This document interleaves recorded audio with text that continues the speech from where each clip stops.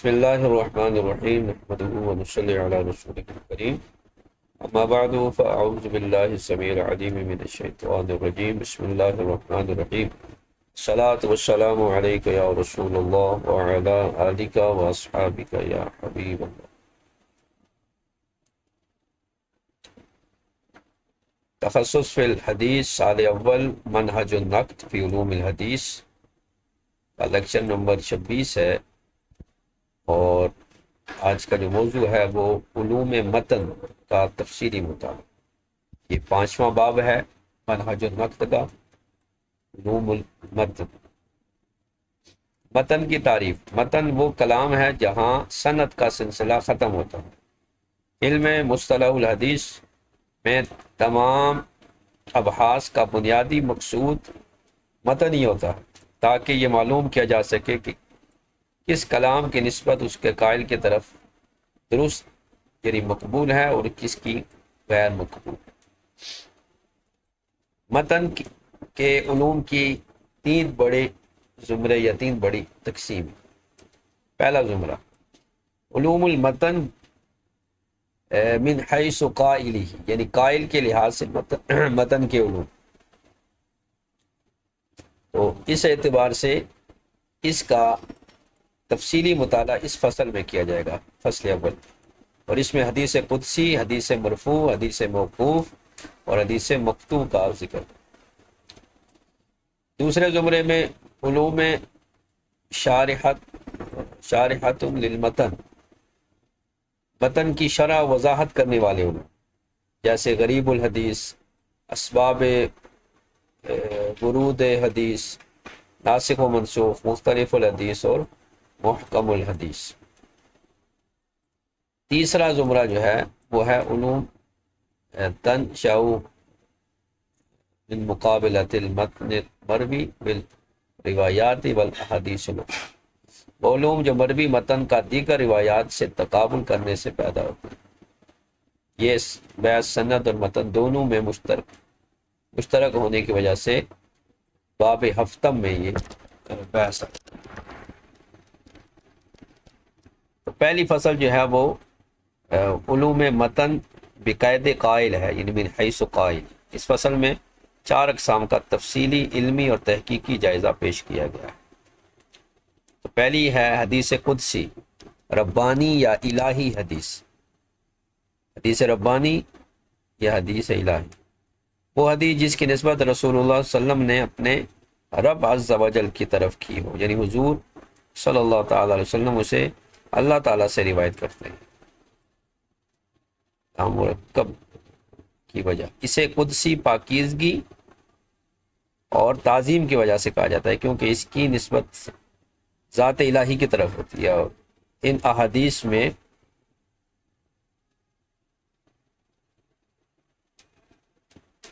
زیادہ تر علوم روح، تزکیہ اور صفات باری تعالیٰ کا ذکر ہوتا ہے۔ احکام حلال و حرام بہت کم اس میں بیان ہوتے ہیں۔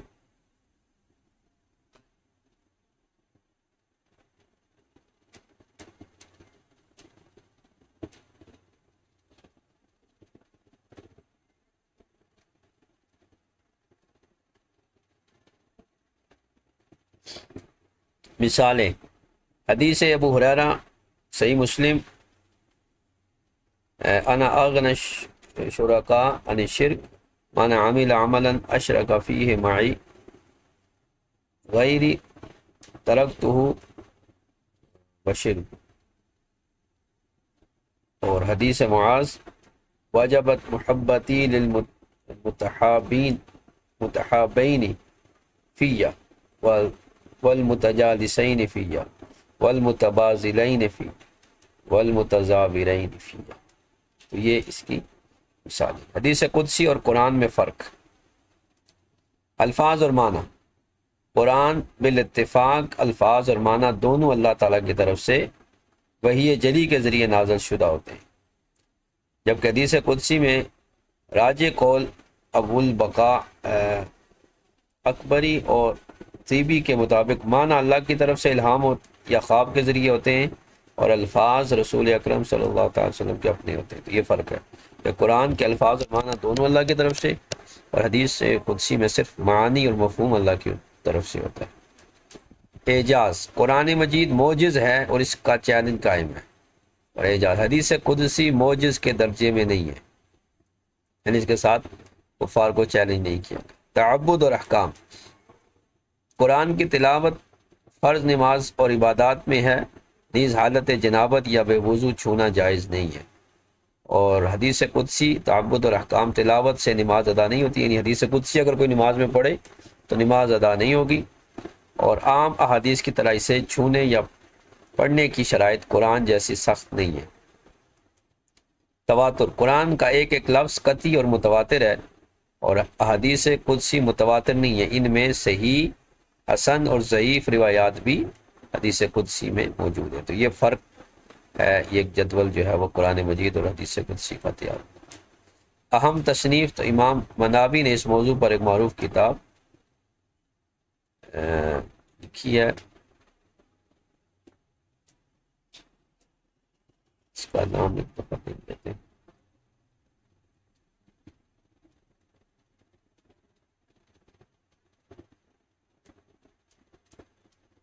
ہاں، یہ ہے الاتحافات السنیہ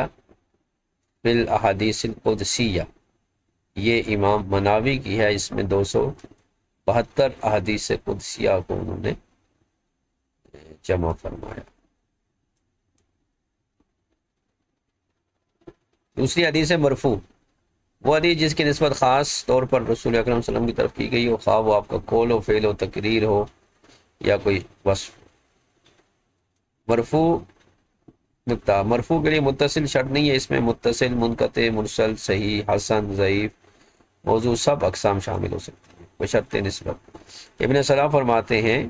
کہ اگر کوئی محدث مرفوع کو مرسل کے مقابلے میں بولے تو اس سے مراد مرفوع متصل ہوگی، یعنی مرسل جو کہ متصل نہیں ہوتی، اس لیے جب مرسل کے مقابلے میں مرفوع بولی جائے تو اس سے مراد وہ مرفوع ہے جو متصل ہے۔ تیسری ہے موقوف تعریف، وہ روایت جو صحابی پر جا کر رک جائے اور رسول اللہ صلی اللہ علیہ وسلم تک نہ پہنچے، اسے اصطلاح میں اثر بھی کہا جاتا ہے۔ یہ متصل بھی ہو سکتی ہے، یعنی موقوف، موصول اور غیر متصل بھی۔ اگر موقوف کا لفظ مطلق بولا جائے تو صحابی مراد ہوتا ہے، اور اگر تابعی پر موقوف ہو تو مقید کہا جاتا ہے، جیسے وقفہ فلان علی عطا۔ چوتھی حدیث مقطوع، مقطوع وہ کلام یا فعل ہے جس کی نسبت تابعی یا تبع تابعی کی طرف ہو، اس کی جمع المقاطع اور المقاطی ہے۔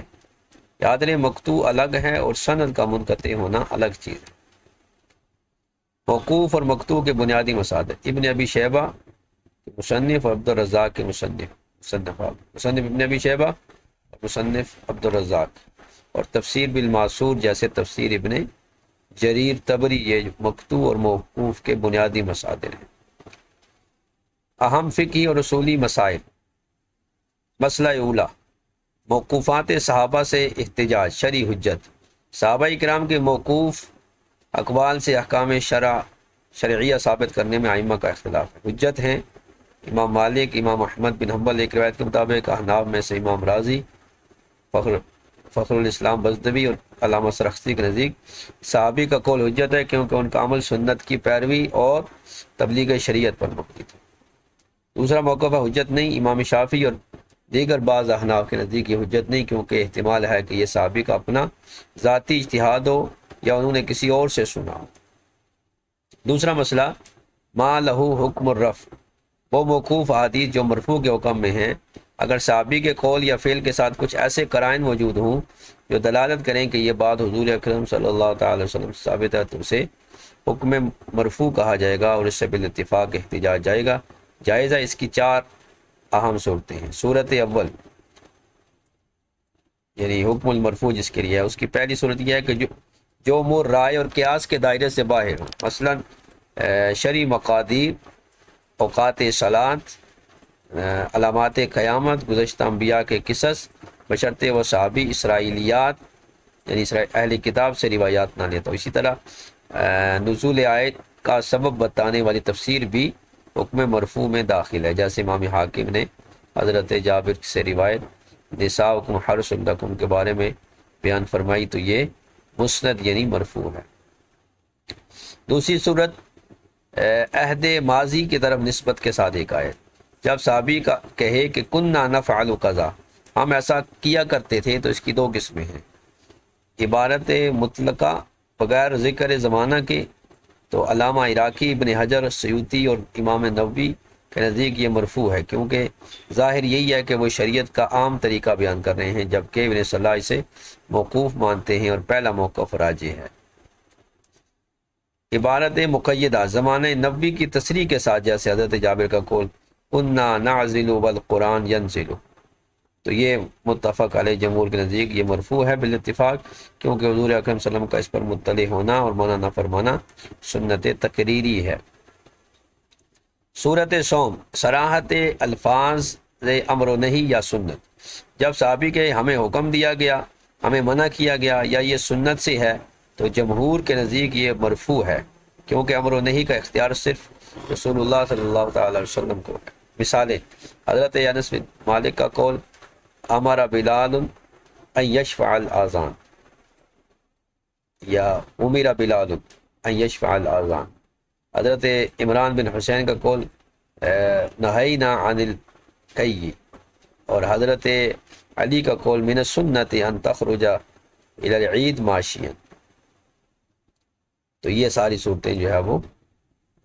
کس کی ہیں؟ مرفوع کی۔ چوتھی صورت ہے الفاظ روایت رفع، جب صحابی سے روایت کرتے وقت صحابی کہے یرفعہ، وہ اسے بلند کرتے ہیں، یعنی یا ینمی ہے اس کی نسبت کرتے ہیں، یا روایتاً کہیں تو یہ الفاظ محدثین کے ہاں سری مرفوع مانے جاتے ہیں، جیسے حضرت ابو ہریرہ کی روایت میں ہے درس الکافر مثل احد۔ تیسرا مسئلہ ہے حدیث مقطوع کا شرعی حکم۔ حدیث مقطوع یعنی تابعی کا قول و فعل بذات خود شرعی احکام و حلال و حرام کے اس بات میں حجت نہیں ہے، البتہ اگر اس کے ساتھ ایسے قرائن موجود ہوں جو اس کے رفع یعنی حضور تک پہنچنے کا فائدہ دیں، تو اس کا حکم مرفوع مرسل جیسا ہوگا، کیونکہ اس میں صحابی کا نام ساکت مانا جائے گا۔ تو یہ آج کی ہماری پریزنٹیشن تھی۔ اب آتے ہیں اصل متن کی طرف اور آغاز کرتے ہیں۔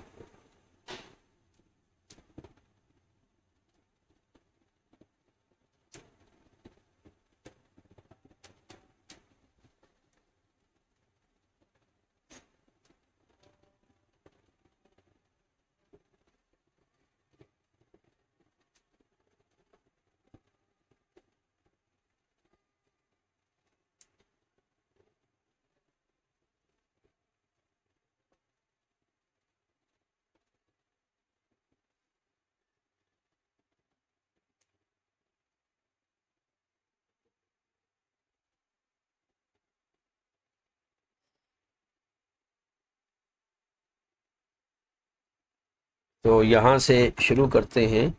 الباب الخامس فی علوم المتن، پانچواں باب جو ہے وہ علوم متن کے بارے میں ہے، اور متن کی تعریف کی ہوا ما انتہا الیہ سند من الکلام، یعنی وہ کلام جس تک آ کے سند ختم ہو جائے، اور یہی جو ہے وہ اصطلاحات حدیث کی مباحث میں مقصود ہوتا ہے، تاکہ یہ پہچانا جائے کہ کس کی نسبت قائل کی طرف مقبول ہے اور کس کی نسبت قائل کی طرف مقبول نہیں ہے۔ اور چوتھے باب کا یہ کہہ رہے ہیں کہ اس سے پہلے باب میں ہم نے یہ ضابطہ بیان کر دیا، اور محدثین بھی جو ہے وہ جو جب متن حدیث کا دراسہ کرتے ہیں تو مختلف متون جو ہے وہ لاتے ہیں تاکہ رد و قبول کے اعتبار سے یہ بحث کر سکیں، اور اس بحث میں جو بحث کرنے والا ہے وہ اس علوم حدیث میں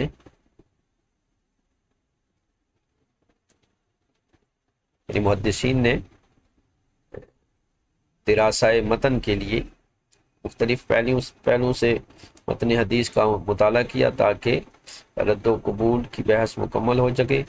اور طالب علم کے تمام جو ہے وہ باحث کی تمام جو ضروریات ہیں وہ پوری ہو سکیں۔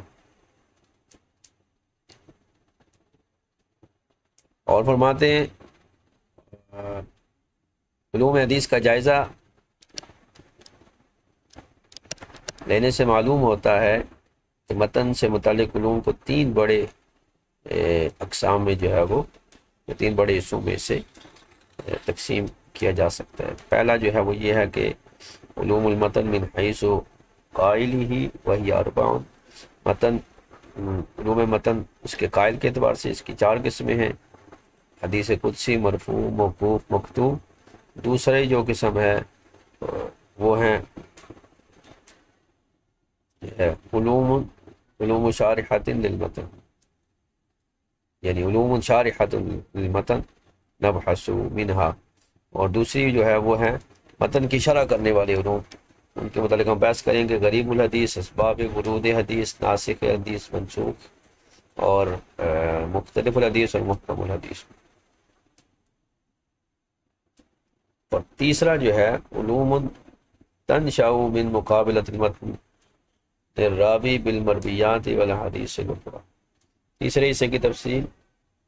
جو ہے وہ یہ ہے کہ وہ علوم جو مختلف روایات اور حدیث کے باہمی تقابل اور مقابلے سے جو ہے وہ وجود میں آتی ہیں، تو یہ جو تیسرا درجہ ہوگا اس کو ہم باب سابع میں پڑھیں گے انشاءاللہ، اور یہاں پر صرف اس کی طرف جو ہے وہ اشارہ کیا جائے گا۔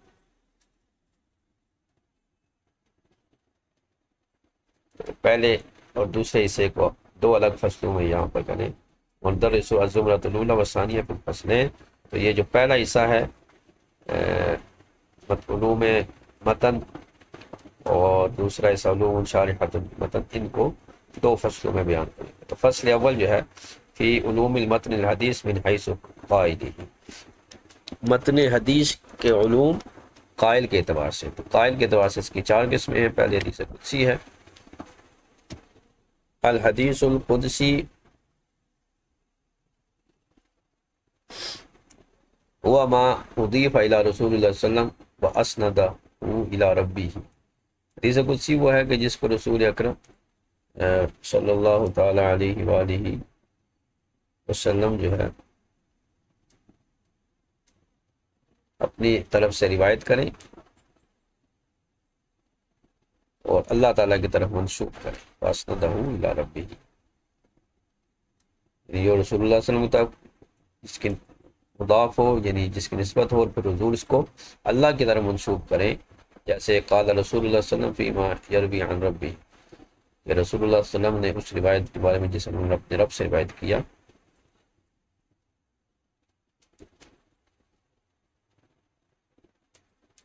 اس کے متعلق ارشاد فرمایا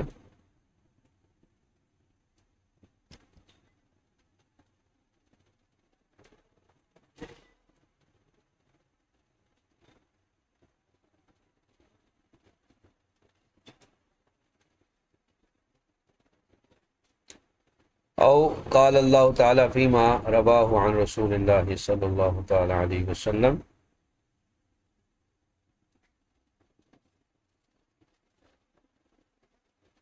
یا اللہ تعالیٰ اس میں جسے انہوں نے جسے اللہ تعالیٰ سے رسول اللہ صلی اللہ علیہ وسلم نے روایت کیا، یہ بھی کہا جاتا ہے اس حدیث کو الحدیث اللہ او الربانی، اور اس کا نام جو ہے قدسی رکھا گیا ہے اس کی تکریم کی وجہ سے، یاد الحدیث من حیث اضافتها الی اللہ تعالیٰ، اس کی اضافت جو ہے اللہ تعالیٰ کی طرف ہے، جیسے کہ اس کی ذات الہیہ جو ہے وہ تقدیس کے ساتھ ہے، تو اسی طرح اس کے کلام کو بھی جو ہے وہ تقدیس سے قدس کے ساتھ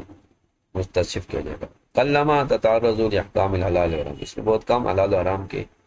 کام ہوتے ہیں، اس میں علوم روح فی اللہ سبحانہ و تعالی، اس میں اس قسم کے جو ہے وہ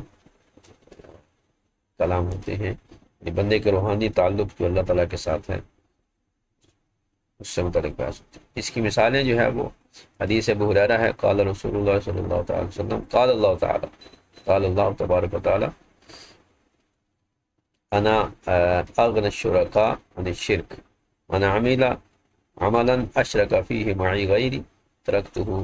وشرک۔ کہ ارشاد فرمایا کہ میں تمام شریکوں سے بے نیاز ہوں، انا اغنی الشرکاء، جس نے میرے کوئی عمل ایسا کیا جس میں میرے ساتھ کسی اور کو شریک کیا تو میں اسے اور اس کے شریک کو، یعنی شرک کرنے والے عمل کو چھوڑ دیتا ہوں۔ حدیث معاذ بن جبل ہے، سمیت رسول اللہ صلی اللہ علیہ وسلم یقول، کہ رسول اللہ صلی اللہ تعالی علیہ وسلم ارشاد فرماتے ہیں، اللہ تعالیٰ ارشاد فرماتا ہے، وجبت محبتی للمتحابین فی، میری محبت ان لوگوں کے لیے لازم ہو گئی جو میری وجہ سے، یا متحابین بھی سے پڑھ سکتے ہیں، میری وجہ سے لوگ آپس میں ایک دوسرے سے محبت کرتے ہیں، والمتجالسون فیہ، میری محبت کی وجہ سے ایک دوسرے کے ساتھ بیٹھتے ہیں، والمتبازلین فیہ، اور میری رضا کی خاطر ایک دوسرے پر خرچ کرتے ہیں، والمتزابرین فیہ، اور میری رضا کی خاطر ایک دوسرے سے ملاقات کرتے ہیں۔ اس کو احمد، حاکم، ابن حبان، بہقی وغیرہ نے روایت کی۔ پھر حدیث ابو ہریرہ ہے، قال قال رسول اللہ صلی اللہ علیہ وسلم، یقول اللہ عز وجل، انا عند ظن عبدی بی وانا معه حین یذکرنی، کہ میں اپنے بندے کے پاس اس کے گمان کے مطابق ہوتا ہوں، جب وہ مجھے یاد کرتا ہے میں اس کے پاس ہوتا ہوں۔ ان ذکرنی فی نفسی ذکرت فی نفسی، اگر وہ مجھے اپنے دل میں یاد کرے تو میں بھی اسے دل میں یاد کرتا ہوں، اگر وہ مجھے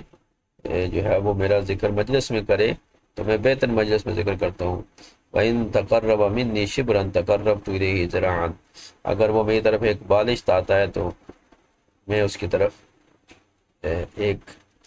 ہاتھ آتا ہوں۔ وَإِن تَقَرَّبْتَ إِلَيَّ ذِرَاعًا تَقَرَّبْتُ مِنْهُ بَاعًا، اگر میری طرف وہ ایک بالشت آتا ہے، ایک ذراع آتا ہے تو میں جو ہے وہ اس کی طرف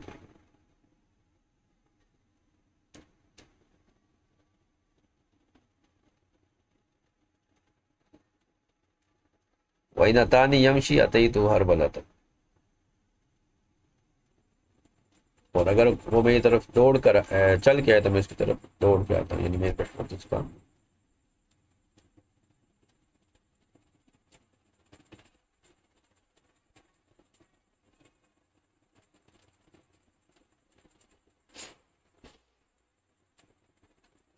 اسی طرح اب فرق بیان کریں گے حدیث قدسی اور قرآن میں، کہ فرق جو ہے وہ واقع ہوا ہے اور اس میں علماء کے مابین اختلاف ہے، اور اقوی مذہب جو ہے وہ یہ ہے جس کی طرف ابو بقاء ابکری اور امام طیبی گئے ہیں۔ قال ابو بقاء، انہوں نے کہا کہ قرآن کے لفظ اور معنی دونوں اللہ کی طرف سے وحی جری کے ساتھ ہیں، اور حدیث قدسی کے الفاظ رسول اللہ کی طرف سے ہیں، اور معنی جو ہے وہ عند اللہ یا تو الہام ہوتا ہے یا بالمنام، یعنی خواب میں اللہ تعالیٰ کو ارشاد فرما دیتا ہے۔ اور علامہ طیبی فرماتے ہیں کہ قرآن وہ لفظ المنزل بہ جبریل وعلی محمد علی النبی صلی اللہ علیہ وسلم، کہ قرآن وہ لفظ ہیں جو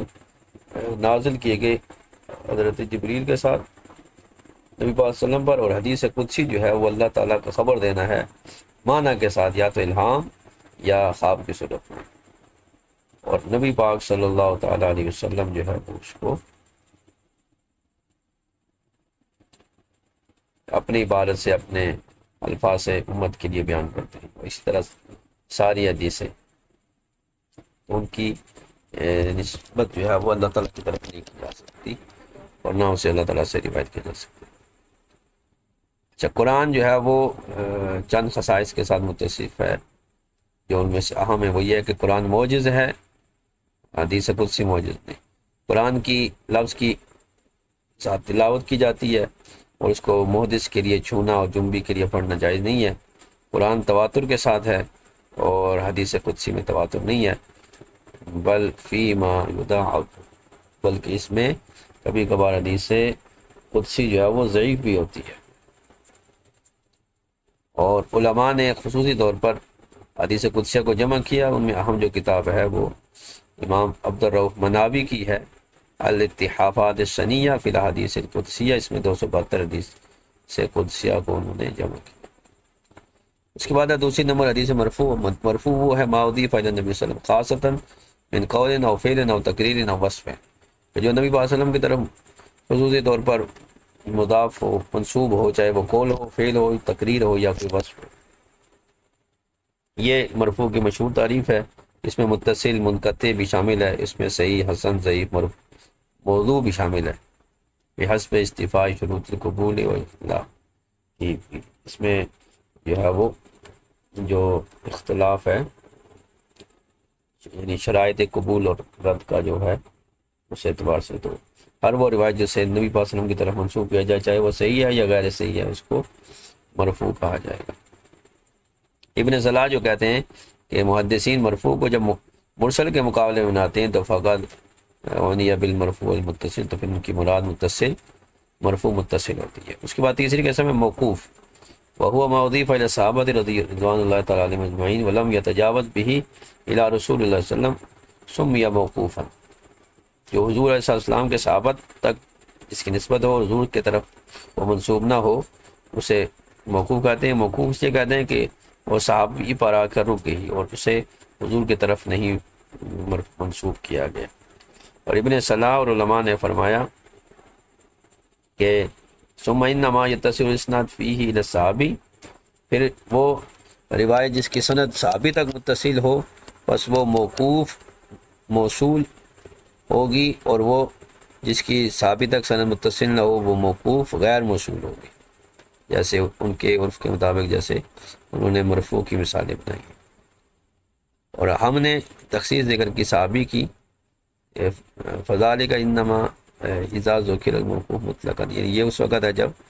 موقوف کو مطلقاً ذکر کرے، یعنی اذا قیل حدیث موقوف، یعنی جب یہ کہا جائے کہ حدیث موقوف او وقف او فلاں، تو اس سے مراد صحابی ہوگا۔ لیکن کبھی کبھار غیر صحابی کی روایت پر بھی موقوف کا لفظ بولا جاتا ہے، لیکن وہ مقید ہو کے ہوتا ہے، جیسے حدیث و قضا قضا وقف او فلان علی عطا او علی طاؤس او نحو، تو غیر صحابی میں مقید ہوگا اور صحابی میں مطلقاً موقوف بولا جائے گا۔ اور بعض علماء یطلقون علی الموقوف اسم الاثر، بعض جو ہیں وہ موقوف کو اثر بھی کہتے ہیں۔ اس کے بعد اگلی ہے مقطوع، وہوا ما اضیف الی التابع ویقال له فی جمعہ المقاطع والمقاطع، تو جو تابع کی طرف ہو اسے جو ہے وہ مقطوع کہتے ہیں۔ وہوا غیر المنقطع الآتی، هذا النوع کا سائر انواع ثلاثۃ سابقہ، تو یہ وہ منقطع نہیں ہے جو جس میں سند میں انقطاع ہوتا ہے، بلکہ یہ مقطوع ہے جس طرح باقی پیچھے اقسام ہیں صحیح، حسن، ضعیف کی طرف، اس طرح یہ بھی مقطوع بھی کبھی صحیح ہوتی ہے، کبھی صحیح حسن ہوتی ہے اور کبھی ضعیف ہوتی ہے۔ وَإِلَىٰ كَافَةِ الْأَقْسَامِ الْآتِيَةِ فِي أَبْحاثِ الْكِتَابِ، تو اس کے اقسام کیا ہو کتاب میں آنے والا۔ اب ان کے مصادر، موقوف مقطوع کے جو مصادر ہیں، مصادر اصلیہ وہ ہیں مصنفات، کتب مصنفات، لأنها تجمع كل ما ورد في الباب، ومن أهمها مصنف عبد الرزاق بن حمام الصنعانی المتوفى 211، اور مصنف ابن ابی شیبہ 235 ہجری، تو ان دونوں کتابوں میں یہ موقوف اور مقطوع روایتیں پائی جاتی ہیں۔ اسی طرح کتب تفسیر میں بالمعصور تفسیریں ہیں، کا تفسیر ابن جریر 310 ہجری، تو اس لیے کہ انہوں نے تفسیر میں صحابہ اور تابعین کے اقوال کو خصوصی اہمیت دی ہے۔ اب مقطوع اور موقوف سے متعلق جو مسائل ہیں، پہلا مسئلہ یہ تھا کہ علماء کا اختلاف ہوا کہ جو صحابہ کرام سے موقوف روایات ثابت ہیں، کیا وہ ان سے احکامات میں، احکامات شرعیہ میں استدلال کرنا صحیح ہے؟ تو احناف میں سے امام راضی یعنی ابوبکر جساس الرازی، فخر الاسلام بزدوی، سرخسی اور متاخرین اور میں سے والمتاخرون، اور پھر امام مالک، امام احمد کی بھی ایک روایت ہے کہ صحابی کی موقوف حجت ہے، اس لیے کہ صحابی جو ہے نا ان کا جو عمل تھا وہ سنت کے مطابق اور تبلیغ شریعت کا۔ بعض احناف اور شوافی، امام شافعی اس طرف گئے ہیں کہ یہ حجت نہیں ہے، اس لیے کہ احتمال یکون من اجتہاد صحابی خاص، ممکن ہے وہ صحابی کا خاص اجتہاد ہو یا اس صحابی نے رسول اللہ صلی اللہ علیہ وسلم کے علاوہ کسی اور سے سنا۔ دوسرا مسئلہ جو ہے ما لہ حکم الرفع، وہ روایت جس کے لیے حکم رفع ہے، یعنی حدیث موقوف کے جب معنوی یا لفظی کوئی قرینے پائے جائیں جو اس کے مرفوع ہونے پر دلالت کریں تو پھر اس کے لیے حکم مرفوع ہوگا اور اس سے احتجاج کیا جائے گا۔ اس کی چند صورتیں علماء نے بیان کی ہیں۔ پہلی صورت یہ ہے کہ ایسا معاملہ ہو جس میں رائے اور عقل کا کوئی دخل نہ ہو، تو وہ موقوف مرفوع کے حکم میں ہوگی، جیسے مواقیت یعنی اوقات صلاۃ کی تعیین، اسی طرح شرعی مقادیر یعنی زکوٰۃ کتنی ادا کرنی ہے، کفارہ کتنا ہے، وغیرہ وغیرہ۔ احوال قیامت، احوال آخرت، قصص الماضین، ماضی کی جو واقعات ہیں، اسی طرح جو وہ صحابی جو اہل کتاب سے نہ لیتا ہو یہ ساری باتیں، تو ان کی روایت صحابی کی باتیں موقوف مرفوع ہوں گی، اس لیے کہ بظاہر یہ ہے کہ یہ باتیں صاحب شرع سے انہوں نے نقل کی۔ اور تفسیر میں جو شان نزول سے متعلق ہے آیت کے، اگر وہ صحابی جو ہے وہ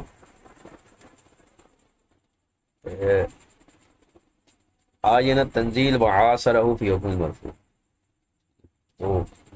صحابی جب یہ بات بیان کرے جس نے نزول کا معائنہ کیا، یعنی نزول قرآن کے وقت موجود تھا، تو ان کی باتیں جو ہے وہ مرفوع کے حکم میں ہوں گے۔ نہ وہ تفسیر جو صحابہ کرام سے وارد ہے مما ہوا محل الاجتہاد، جس میں اجتہاد کا عمل دخل ہے۔ شان نزول اگر کوئی صحابی بیان کرے تو یہ حکم مرفوع ہوگا، کیونکہ صحابی نزول وحی کا عینی گواہ ہے اس پر۔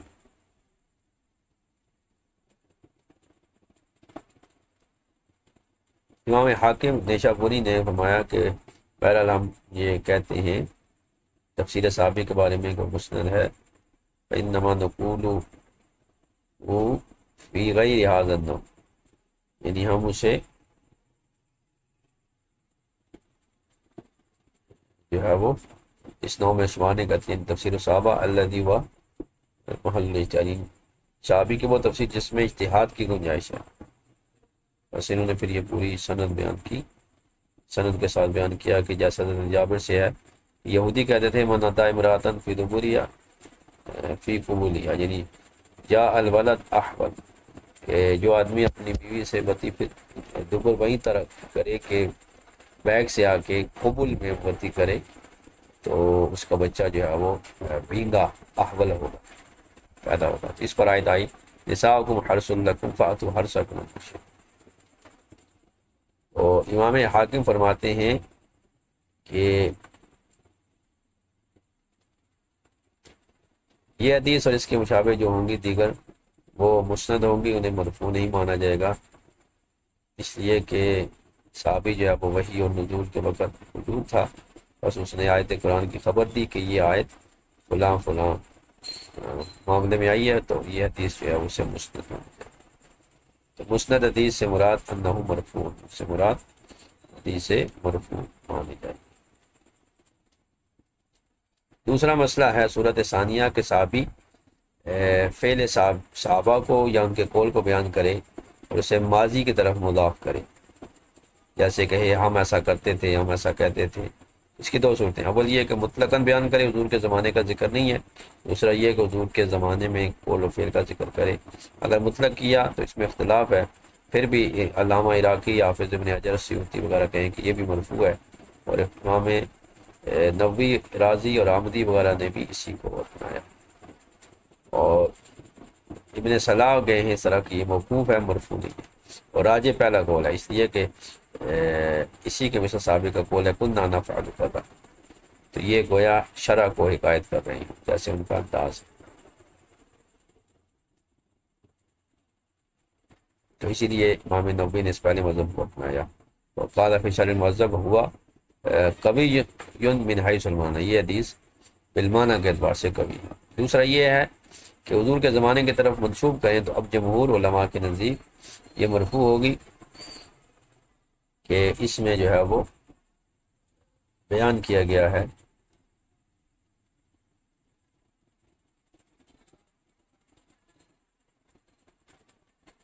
اور کہ رسول اللہ صلی اللہ علیہ وسلم اس بات پر مطلع ہوئے اور آپ نے اس کو برقرار رکھا.